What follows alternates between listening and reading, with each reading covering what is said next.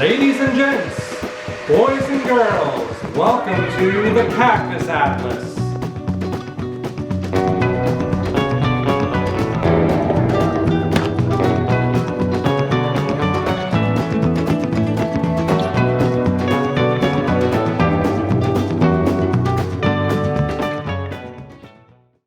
Greetings from Williams, Arizona. On today's adventure, we're going to be taking a train ride on the historic Grand Canyon Railway. We'd love you to join us on this adventure, so all aboard? Would you look how enormous this engine is? Oh my gosh. That could crush you. Look at this caboose. It's the Jake Jacobson. All right, we're going to go try to procure our tickets for the train ride, so.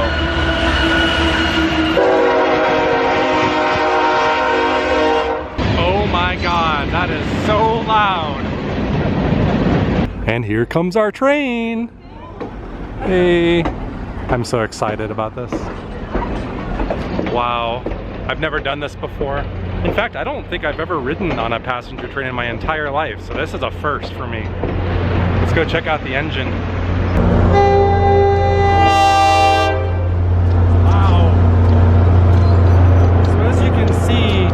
These are the diesel engine trains. It's not a steam locomotive. They used to run the steam locomotives, but for environmental reasons they switched to diesel. So that's what we're going to be taking today. This is so cool. One thing to keep in mind when you book travel on the Grand Canyon Railway is that there are different packages or different levels of car you can ride in. Today we've opted to try two different ones. On the way up to the canyon, we're going to be taking the Pullman car, which is an original 1923 car. It is not climate controlled. I believe you can roll the windows down. Today's supposed to be very hot. I think they're expecting record highs, so our thought was, let's try that out on the way up there in the morning hours when hopefully it's a little cooler, and for the ride home, we're going to be taking a climate controlled car in their coach class. So in addition to hopefully being cooler in the afternoon, we wanted to try and sample a couple different classes to report to you guys what we thought. So keep that in mind if you ever book a ticket on this. You can try different classes out on the trip there and back. This car is known as the Chief. The coolest thing about this one though, guests are welcome to come out here as the train's moving, and they'd get a spectacular view of the rails as everything goes by. It is the most expensive option. It's kind of like a parlor car, but maybe in the future we will try that one out. Now we're about to board the train, the moment we've all been waiting for. We wanted an authentic experience though, an authentic classic experience. They didn't have AC back in the day, so we're gonna do it right. Got the paper here.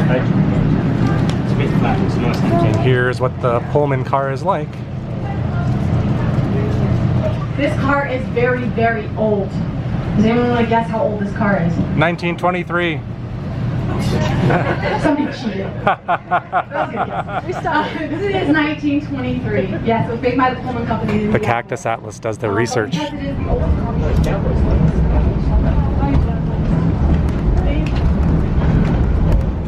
The money shot.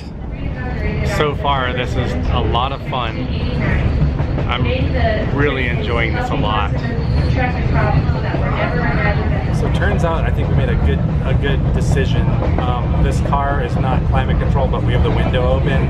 There's a constant breeze. It's very comfortable.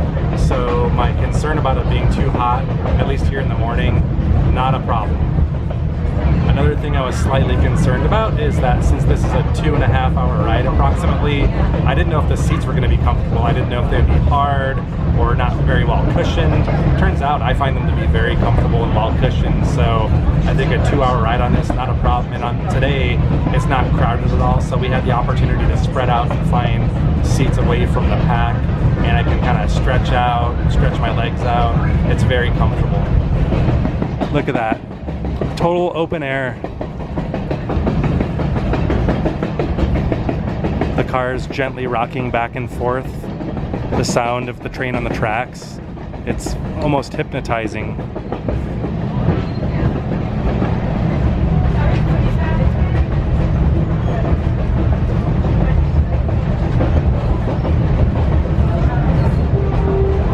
So where we started in Williams was a lot of like ponderosa pine, and it looks like we're switching to maybe a drier environment. I see a lot more like pinyon, juniper. So this railway is historic. The very first maiden departure was September 17th of 1901. So this has been in operation for over 100 years. Looks like all the pinyon, juniper forest has kind of given way here to a very barren but beautiful landscape. I don't know if those were old telegraph cables, like poles or telegraph cable poles that keep going by. There are no wires on them today. I guess relics from an older time. I was honestly slightly worried about how crowded this trip would be. We did some research which suggested that in the summer months, when you go to the Grand Canyon, going on a Monday or Tuesday is probably your best bet for reduced crowds. We'll see how crowded the canyon is when we get there, but the train ride is not crowded at all. You can kind of get a nice view of the Pullman car behind me if you want a taste of what it's like in case you're thinking about planning a journey on this train. You can walk about freely, you can stand up anytime you wish, but that's the Pullman car.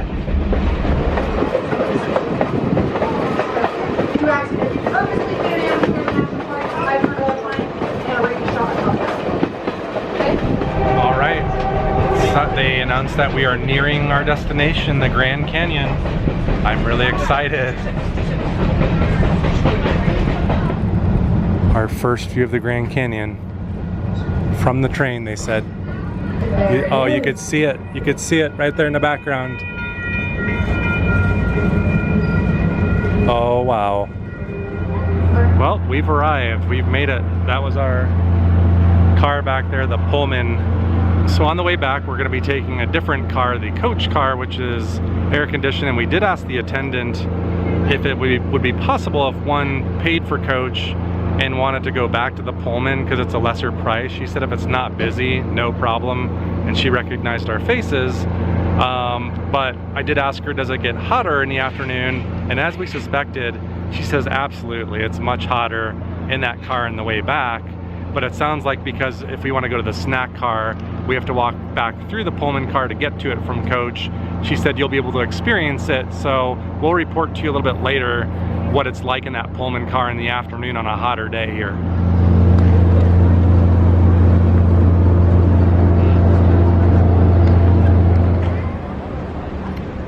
Ladies and gentlemen, boys and girls, I give you the Grand Canyon.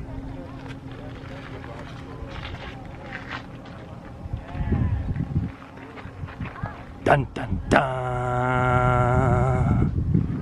And we made it, folks. We are here at the south rim of the Grand Canyon. The Grand Canyon Railway did not fail us. We made it on time. And would you look at this? You can't tell me that's a sight to behold. It almost doesn't look real. It's very surreal. All the different colors.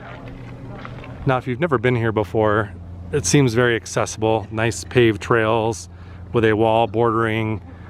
Great views of the canyon virtually anywhere you go. Also, plenty of little shady places to just kind of sneak out of the sun for a minute or two. And you can just turn, enjoy the shade, and look at what you see.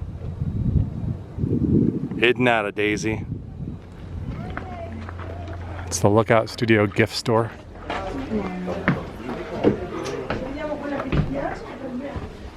We started our journey up there at the Alto Bar Hotel, and we walked around like this whole rim all the way over here to where we are now. Right outside the Lookout Studio. Looks like we can walk down these stairs.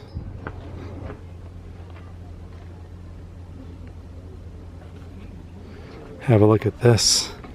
That is straight down. Oh look, there's a mountain goat down there.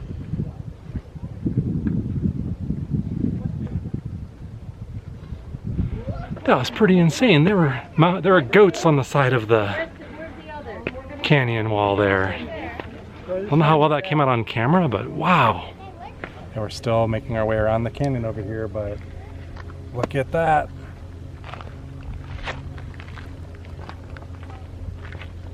Does it make you feel any kind of sense of vertigo? It does. It does. There are points where you feel that tingle in the back of your neck as you kind of look over the edge, and but yeah, it is just amazing. So this is the start of the Bright Angel Trail. We'll just give you a little taste. If you ever want to hike the Grand Canyon, this is a fantastic trail.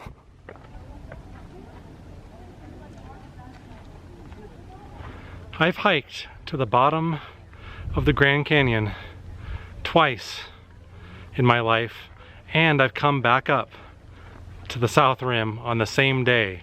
So yes, it is possible to hike down to the Colorado River, and depending on the trail you do, you could actually even hike across the Colorado River to Phantom Ranch, although it's not recommended and the rangers will deter you from doing it. And I did it when I was much younger, and I'm certainly in no shape to do it right now, maybe one day again. But you could see that trail way down there. This is one of the 2 trails that I've hiked in my time, and they were spectacular days. They were long days. It took all day long, and quite possibly the most exhausted, physically exhausted I've ever been when I was done. And questioning with every step on the way back up, why did I do this? If you don't believe me, I actually have a video of the first trip down to the bottom when I went to Phantom Ranch, and I'm gonna put a link down in the description down below so I can prove to you that yes, it is possible, although it might be stupid. We're doing our cancellation stamp for the Grand Canyon. And there you go. August 20th of 2019 at Kolb Studio. So the way the whole Grand Canyon Railway experience works is that the train departs at 9:30 a.m. from Williams, Arizona, and then you take a 2 hours and 15-minute train ride to the Grand Canyon. You arrive here about 11:45 in the morning, and then you go do your thing, whether that's a guided tour if you choose to do that, or you can do like Amy and I did and just do a self-guided tour, and we're just kind of touring and walking up on the top of the South Rim. Now at 3:15 p.m. you have to board the train, and it leaves promptly at 3:30 p.m. and it will not wait for you. So if you miss the train, as they say, you're gonna be hitchhiking home. Now if you live in Arizona like Amy and I do, we can come up here pretty much anytime we want to. It's a several-hour drive from where we live. Taking the train made it a little bit slower of a trip, but if you have a once-in-a-lifetime opportunity to come here, and you're not gonna be able to come here that often, you may want to try to maximize your time here. I would recommend maybe even spending the night. If you're traveling in from somewhere like Phoenix, for example, you may not want to take the train as it adds extra time, and you may want to drive in if that's possible. But, you know, factor all those things in and do what works best for you. What I can tell you is, you know, we've seen a lot today in the 3.5 hours, but it's not enough time, I think, to do everything and really enjoy it. So if you're gonna be out this way, make the most of it. It's one of those big ravens here. Look at the size of that raven.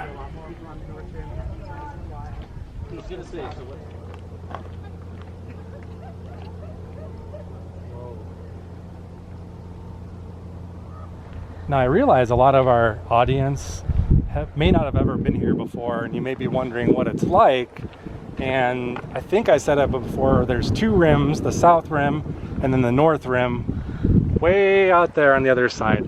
That North Rim is actually at a much higher elevation than we are now. And we heard a ranger talking different, like, I think there's more like pine trees there, and even different animals will habitate that since there's a different habitation zone. But anyway, we're on the South Rim, which is the easier one to get to. And then when you're here, and we're in the national park portion, you'll see there's a paved trail, and it pretty much follows the rim all the way around, and there's always good spots. You know, hoofing this on foot in one day when you just have 3.5 hours or so, you're not going to get that done. Now they do have shuttles here in the park, and they can take you to lots of different spots, so you can circumvent a lot of the walking and do it that way if you choose to. But just keep that in mind if you're trying to do this really quickly, and you want to see the canyon from different perspectives, you may want to use the shuttles. As it gets later in the day, the shadows become more pronounced, and I think the canyon becomes more beautiful with each passing hour. And speaking of shadows and the day progressing on, one thing that you will not be able to do if you try to do this in a day trip with the train is you won't get to see the sunset. And seeing the sunset at the Grand Canyon might be one of the best moments you could experience in your life. So that's another thing to consider if you try to do the train in one day. And as soon as the tour of the canyon started, it's coming to an end. And we're back at the same train. But this time, we're riding coach. So we want to ride an air condition on the way back. And I think that was an awesome call, because after walking around for 3 hours out in the sun, it'll be nice just to relax and stay nice and cool. So I believe this will be our car on the way back, one of the coach air-conditioned cars. Air conditioning. 14. Hi guys. Hi. On down. Welcome back. You can kind of see. Here's what it looks like in this coach car. Almost like a bus. I can also confirm that they do not mess around. This train left the station at 3:30 p.m. on the dot, so they didn't wait for anybody. So make sure you get here on time if you do this. He is. These are the Ponderosa pines. The Ponderosa pines are the ones I spoke of this morning that do smell like butterscotch and vanilla. Another really cool fact about a Ponderosa is that their bark is extremely flame resistant. A lot of this forest was chopped down in the early 1900s due to a lumber shortage. And when you chop down a forest, what is the one thing that can bring it back? Fire. Fire. All right, we're gonna go back to the snack car, and we have to walk back to the Pullman car. So let's see how much hotter it is back there in the afternoon. Well, welcome back. Oh, hello. It is a little bit warm in here. Traders. Oh yeah, it's quite warm in here now. So we made the right choice in choosing the air-conditioned car. So we're on our return journey home, and we decided to come to the snack car to chill out here for a little bit. I got myself an ice-cold sarsaparilla. It's the best drink you can have. They do have a variety of things you can order here, including alcoholic beverages if you'd like. They have a small selection of beers and some wine. They've got other sodas. I saw Coke, Sprite. They've got some juices, milk, chocolate milk, and you've got like bagged chips. And Amy got this orange cream soda. So what I'd like to do here is I'm going to open this up. She did say it's a twist top, don't use your teeth. So let's see. And here we go.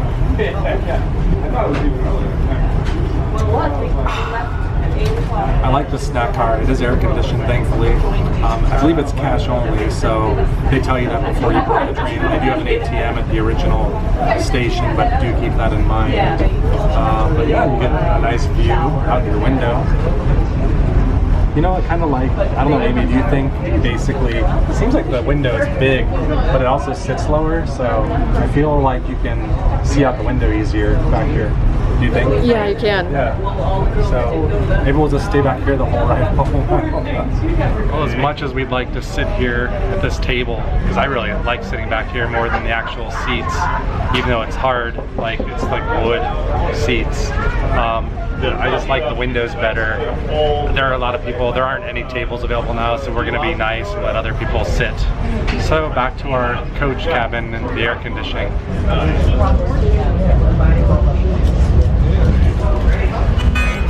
Woo woo! Woo woo! Sounds much better. Put your hands together.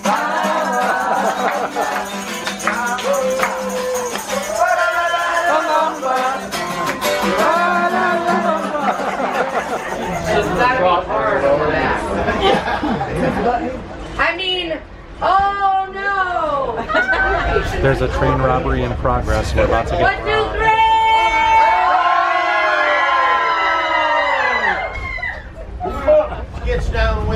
steal from you folks back in here? Oh yeah, they got us good. Man, I don't believe this. Marshall, you're good letting them get away. Wait, do I look like I'm in a hurry? Oh, yeah, you should be. Wait, they got donuts. I'm out of here. We're back in Williams. We've deboarded the train and the day is winding down. We're paying our goodbyes here to the Grand Canyon Railway. It was actually a lot of fun, and it's a little sad that it's come to an end, but I think we'll be back. So we wanted to give you a few final thoughts about our experience on the Grand Canyon Railway today. As you saw, we took two different types of cars to the canyon today.